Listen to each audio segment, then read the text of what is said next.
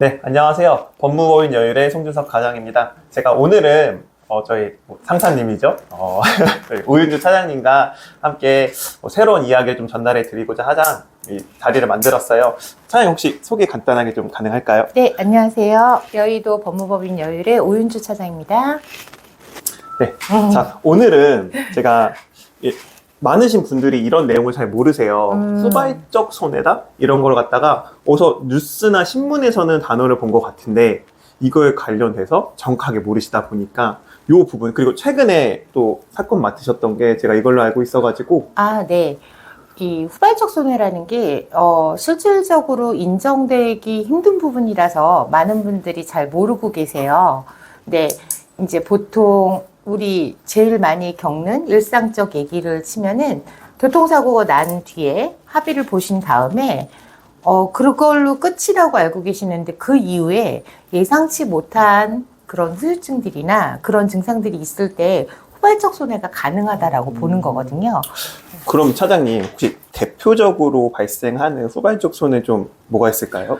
뭐 예를 들어서 이제 보통 기본적으로 골절로 알고 계셨다가 이번에 제가 맡은 사건이 그런 거였는데요. 이제 그냥 분쇄골절, 단순 교통사고에 대한 분쇄골절로 알고 계셨다가 나중에 이제 합의를 보신 이후에 봤더니 이제 골수염이 발생을 하셨어요. 그래서 골수염 진단을 받으시고, 네, 그거를 기준으로 봤을 때 합의 시점에는 골수염에 대한 거는 본인도 몰랐고 거기에 대해서는 이제 하지만 그 골수염은 그 사고로 인한 게 맞고 그렇기 때문에 그거는 후발적 손해가 이제 인정이 되는 거죠.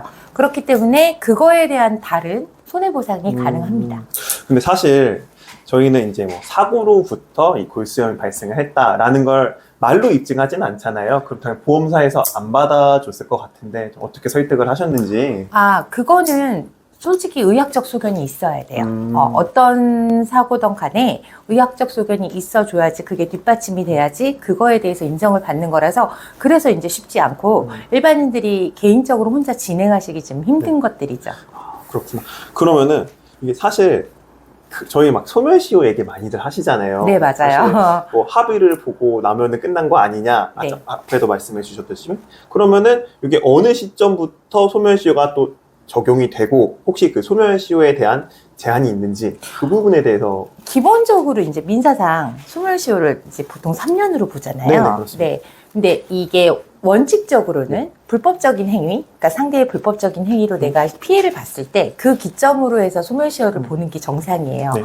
하지만 후발적 손해라고 하는 것은 후발적이니까 예상치 못한 결과물이 나타났을 때 네. 그때로부터 소멸시효를 기산점을 잡기 때문에 다르다고 볼 수 있습니다. 그래서 그러니까 제일 이해하시기 쉽게 얘기를 드리자면 한 17년 전에 이제 성폭행 경험이 있던 피해자가 17년이나 지난 시점에서 네. 이제 외상후 스트레스가 온 거죠. 네. 네, 그거에 대해서 진단을 받고 그게 입증이 돼서 법원에서 그거에 대한 손해보상 판결을 내신 판례가 있어요.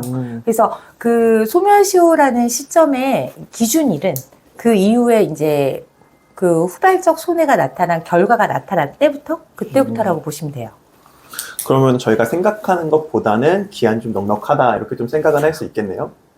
기한이 넉넉한 건 아니고요. 이제 그게 언제 발생을 했는지, 그 다음에 그 과정이 정확하게 입증이 돼야죠. 그러니까 10년이 지났는데 정말 뜬금없이 가만히 있다가가 아니라 정확하게 그 사고로 인해서밖에 이런 결과물이 나올 수밖에 없다. 그렇죠. 이제 그런 게 이제 의학적으로 입증이 좀 돼야 되는 부분이 있죠. 저희가 이제 보통 신체적인 보상에 대해서만 이렇게 말씀을 드리니까 그런 예를 좀 들어드리는 거예요. 알겠습니다. 그러면 어떻게 이 후발적 손해가 발생하신 저희 의뢰인 분들은 어떻게 좀 마무리가 좀 잘 되었었나요?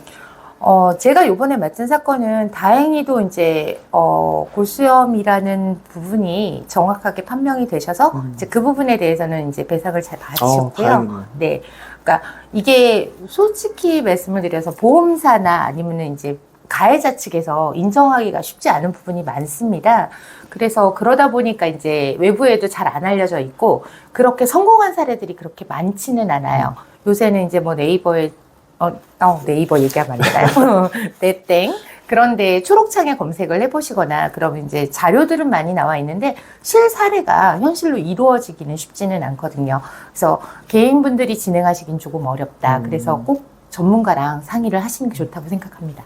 저도 이제 차장님과 내용을 이제 이야기하다 보니까 이 수발적 손해라는 거는 의학적인 지식이 좀 바탕이 된다고 생각은 해요. 네. 근데 사실 일반인 분들이 골수염이라고 들어보셨음에도 불구하고 어떻게 대처하는지 잘 모르겠고, 그래서 그 부분을 오늘 잘 정리해서 말씀해 주신 것 같은데요.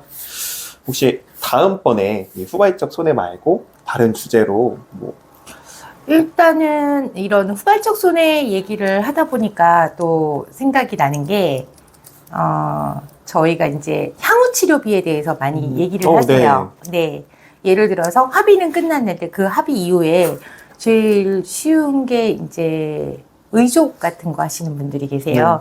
의족 같은 경우에는 한 번 맞추시고 끝나는 게 아니라 거기에 대한 이제 소모품들이 계속 교체 기간들이 있기 때문에 그런 비용 산정하라는 한 것들이라든지 이제 그런 향후 치료비에 대해서 한번 말씀을 나눠보면은 좀 좋은 정보가 되지 않을까 싶습니다. 이건 정말 중요한 내용인 것 같은 게, 사실 의족 같은 경우에도 사실 브랜드라고 하긴 좀 그렇지만 브랜드마다 이제 가격이 정말 천차만별이거든요. 일반적으로 그쵸. 몰라서 이제 아닌 말로 이제 그런데 브로커들도 붙는 경우들도 좀 있고요. 네.